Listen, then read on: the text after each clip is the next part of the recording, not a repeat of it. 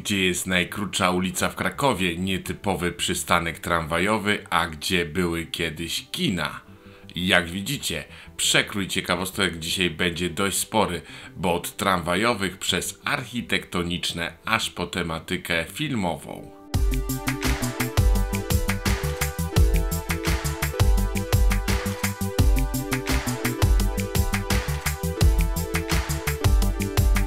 Cześć, bo w zasadzie się dzisiaj nie przedstawiłem, a musimy zrobić tak jak zawsze tradycyjnie, więc ja mam na imię Janek, to jest kanał Janek Gada Ciekawostki, Historie, Podróże, a dzisiaj ruszymy po Krakowie, poznając różne bardzo fajne miejsca, o których wam coś więcej opowiem.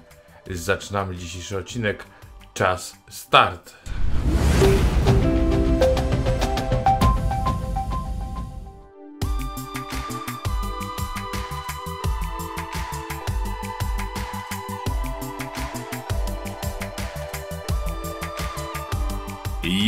Najkrótsza ulica w Krakowie. Zacznijmy jednak nie komunikacyjnie, a przynajmniej bardziej komunikacyjnie, jeśli chodzi o ruch pieszo-drogowy. Gdzie znajduje się najkrótsza ulica w Krakowie? Kiedyś na pewno takim odcinkiem był fragment ulicy na przejściu pomiędzy ulicą Starowiśną i ulicą Dajwór.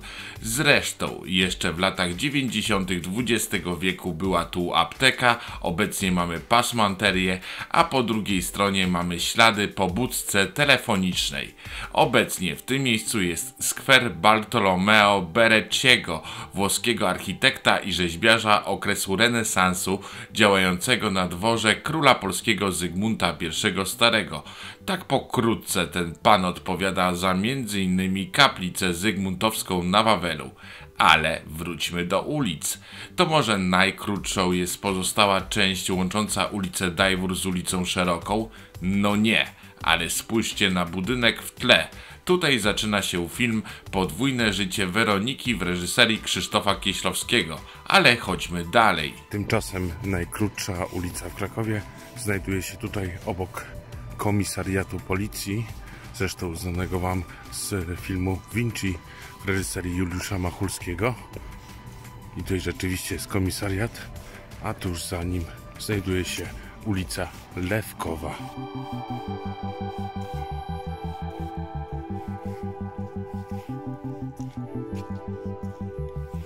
Stop! Jednak na montażu okazało się, że nie mam racji. Rzeczywiście, ulica Lewkowa jest dość krótka, ale zakręca. Najkrótszą ulicą w Krakowie jest ta tuż obok, czyli Ciemna. Nakręciłem w dniu, więc w miarę jasna. Łączy ona wspomnianą ulicę Lewkową z ulicą Jakuba na krakowskim Kazimierzu. 2. Dawna pętla tramwajowa na placu Wolnica. Jeśli już jesteśmy w okolicy, to wróćmy do tematów, które częściej spotkacie na moim kanale. Kiedyś już wam pokazywałem w szorcie płonący tramwaj na placu Wolnica, czyli scenę z serialu Zmiennicy. Opowiadałem również w długim odcinku o trasie tramwaju wąskotorowego, który był pierwszym w Krakowie i przejeżdżał w tym miejscu. Jednak na jednym z planów miasta odkryłem, że była pętla tramwajowa wokół placu Wolnica. I rzeczywiście kiedyś widziałem na płycie tego miejsca fragmenty torów. Czy tak było naprawdę, czy mi się zdawało? Zapewne dowiem się z waszych komentarzy. 3. Nietypowy przystanek Stradom. Jeśli już jesteśmy przy dawnej trasie tramwaju wąskotorowego, to trzeba opowiedzieć o innym miejscu niedaleko od placu Wolnica, czyli przystanku Stradom. Obecnie mamy w tym miejscu nadjeżdżające tramwaje z 4 stron, ale tylko 3 przystanki przy samym skrzyżowaniu, idąc wzdłuż wskazówek zegara. Po jednej stronie ulicy Dietla przy ulicy Stradomskiej, po drugiej stronie ulicy Dietla i no właśnie, przystanek na Krakowskiej jest dość w głębi. Czemu ten przystanek jest też ciekawy? Na pewno dlatego, że jest usadowiony dokładnie na przecięciu ulicy Majzersa, która od strony Placu Nowego nie łączy się z ulicą Krakowską, tylko mamy taki skwer. A co do drugiej części, to co ciekawe, nawet robiąc to zdjęcie, zobaczyłem samochód łamiący przepisy drogowe. Od czasu remontu nie ma opcji skrętu w lewo, co często stanowiło skrót dla samochodów, gdyż aby pojechać w kierunku mostu grunwaldzkiego, samochody muszą od dawien dawna objechać spory kawałek ulicy Dietla i zawrócić. Kiedyś ten skrót był ułatwieniem, a dzisiaj jest szansą na dostanie mandatu za zły manewr. A i jeszcze ciekawostka ekstra. Tylko na ulicy Dietla mamy obecnie 2 przystanki autobusowe, ale służą one tylko komunikacji nocnej. 4. Stradomska i niezwykły budynek.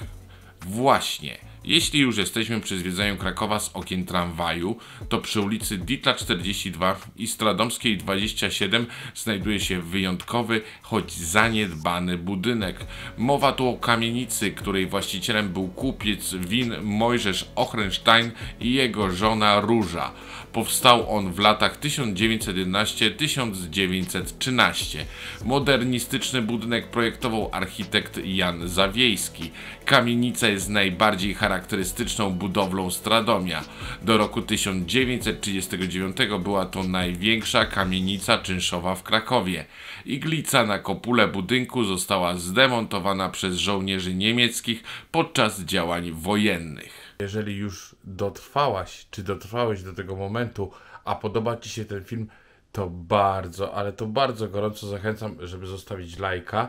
Oczywiście, jeżeli chcesz coś uzupełnić, to śmiało i gorąco zachęcam, żeby właśnie tam napisać coś więcej w komentarzu. Oczywiście możecie też jakieś inne ciekawostki przedstawić. Jak najbardziej bardzo gorąco zachęcam do zostawienia jakiegokolwiek komentarza, to bardzo pomaga.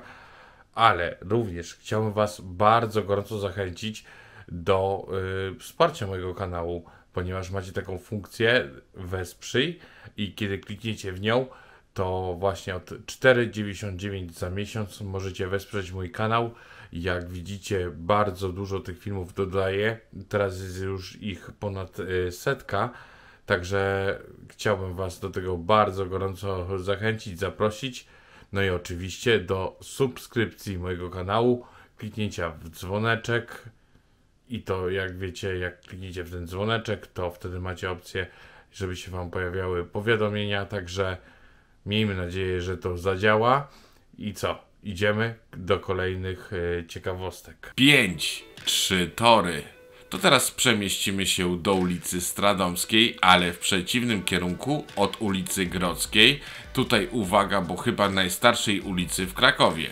Na skrzyżowaniu pod Wawelem dzisiaj jadą tramwaje, ale tylko normalnotorowe. Jednak kiedyś było inaczej i to skrzyżowanie było początkiem wyjątkowego miejsca. Podczas kiedy istniały tutaj torowiska tramwajowe normalnotorowe, a także wciąż jeździły tramwaje wąskotorowe, w tym miejscu mieliśmy niezwykłą sytuację. Torowisko składało się z 3 torów, aby obsługiwać takie i takie składy tramwajowe. Torowisko to szło w kierunku zajezdni, czyli ulicą Stradomską, przecinając ulicę Dietla, następnie Krakowską i odbijając w kierunku zajezdni na placu Wolnica. 6. Linia bez prądu pod Wawelem.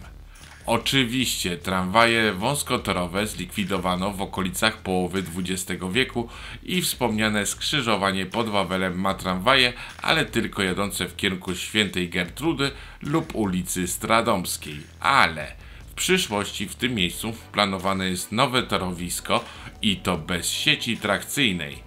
Miałoby ono przebiegać wokół Wawelu, czyli ulicą Podzamcze, a następnie ulicą Straszewskiego, aż pod Filharmonię, gdzie z powrotem by się pojawiała atrakcja. Czy tramwaje by mogły tędy przejechać, mówiąc kolokwialnie, bez prądu? Tak. Obecnie, jak to nagrywam, już 4 tramwaje marki Stadler mają zamontowane akumulatory pozwalające na przejazd torowiskiem bez zasilania z trakcji około 2 do 3 km. Pytanie jednak, co na to mury Wawelu i innych zabytkowych budynków, więc dajcie znać w komentarzach, co o tym sądzicie. 7. Przystanek tramwajowy na rynku. Jeśli już mówiliśmy o tramwajach różnotorowych i wyjątkowym skrzyżowaniu pod Wawelem, to nie sposób nie wspomnieć o kolejnym niezwykłym miejscu. Kiedyś na płycie Rynku Głównego był przystanek, gdzie tramwaje wąskotorowe i normalnotorowe się spotykały. Oczywiście z czasem torowiska stąd usunięto, ale spotykały się one w wyjątkowym miejscu. I jeśli spojrzycie na budynek przy ulicy Świętego Jana, to może wam on nie pasować do reszty zabudowy, czyli kamienic wokół. I dlaczego ta kamienica jest tak bardzo ważna w dzisiejszym temacie? Ponieważ właśnie ona powstała na przełomie lat 20. i 30. Jak dobrze pamiętam, 1928 do 1932. I tutaj była wielka awantura w Krakowie. Konserwatorzy zabytków powiedzieli, że nie ma opcji, żeby ona powstała. Była ona oczywiście projektu Adolfa Szyszko-Bohusza, ale nawet reagował tutaj sam prezydent Rzeczpospolitej Stefan Mościcki, który powiedział, że trzeba dać zielone światło na powstanie tego budynku. No i dlatego udało się, żeby on powstał. Także jak się przyglądacie, to ona absolutnie, jeżeli chodzi o Pierzeję Rynku Głównego w Krakowie, nie pasuje, ale tuż obok mamy jeszcze ciekawszy obiekt. 8. Wieżowiec obok rynku. A co jeśli zaproponuję, by zbudować nowoczesny wieżowiec w obrębie Starego Miasta? Ilu z was by się oburzyło? Pewnie większość. Cóż, nawet taki wieżowiec, ale w cudzysłowie, spotkamy obok Rynku Głównego, a mianowicie u zbiegu Placu Szczepańskiego i ulicy Reformackiej. Budynek komunalnej kasy oszczędnościowej w Krakowie też budził takie kontrowersje. Zaprojektowany przez Fryderyka Tadaniera i Stefana Strojka, został oddany do użytku w 1936 roku, ale wysokość tak bardzo wzbudzała kontrowersje, że podejmowano nawet próby przerwania budowy 6. i 7. kondygnacji, które ostatecznie się nie powiodły. Jeśli wciąż nie widzicie tego pomysłu nowoczesnej architektury w centrum, to pewnie macie podobnie jak ludzie ponad 100 lat temu, bo wyobrażacie sobie inny widok Wawelu? Zmartwię was. Mury ceglaste wokół powstały w czasie zaborów i dostosowania wzgórza wawelskiego do systemu obronnego twierdzy Kraków, projektowanej w czasach austro-węgierskich.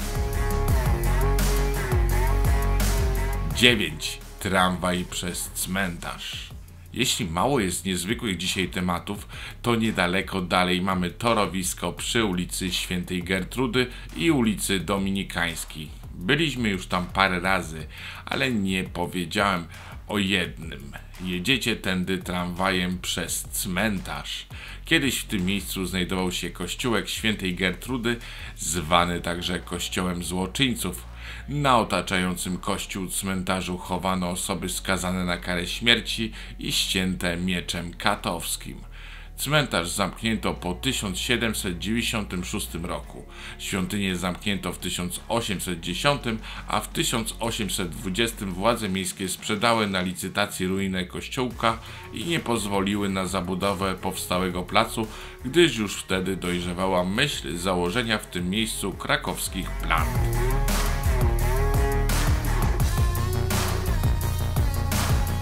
10. Tramwajem obok nieistniejących kin. Jeśli już jesteśmy w centrum Krakowa, to warto wspomnieć o miejscach, które dzisiaj nie istnieją. Jeśli już wspomnieliśmy o Świętej Gertrudy, to kino Wanda. Tutaj już kiedyś wspomniałem, że byłem ze świętej pamięci babcią na filmie o świętej Faustynie. Kino niezwykłe, bo wychodziliśmy z niego pod ekranem. Obecnie są tutaj delikatesy. Wspomniałem o ulicy Stradomskiej, tam kiedyś istniało kino Warszawa, dzisiaj można wybrać się tu na Skłosza, a ja pamiętam jedną z części Batmana i chyba kosmiczny mecz w tym miejscu też oglądałem. W poprzednim wideo byliśmy przy klubie muzycznym Shine na ulicy Starowiśnej. Kiedyś w tym miejscu było kino Uciecha. Tutaj też bywałem, a najbardziej pamiętam premierę kinowej adaptacji Flintstonów. Do dzisiaj mam w pamięci rozpalone ognisko przed wejściem, gdzie wynajęci ludzie udawali prehistorycznych. Pamiętać nie mogę, ale widziałem na fotografiach kino w miejscu Filharmonii Krakowskiej, a także kino Skala w miejscu Teatru Bagatela, o którym mówię w jednym z moich odcinków. I to by było na tyle w dzisiejszym odcinku. Mam nadzieję, że się Wam podobało. I jeszcze raz bardzo zachęcam do zostawienia właśnie lajka, dlatego że dzięki temu mój film dociera do większej ilości widzów. Tak samo jeszcze raz gorąco zachęcam do zostawienia komentarza, a także kliknięcia w subskrypcję, w dzwoneczek, a w ogóle teraz właśnie pod koniec tego filmu pojawią Wam się propozycje innych filmów, jeżeli jesteście nowi na moim kanale, a może nie widzieliście jeszcze pewnych rzeczy, dlatego śmiało, gorąco zachęcam, żebyście kliknęli. Ponad 100 filmów już na moim kanale zostało dodanych, chyba że oglądacie to za jakiś czas, no to pewnie będzie ich więcej. Także trzymajcie się i do następnego. Cześć!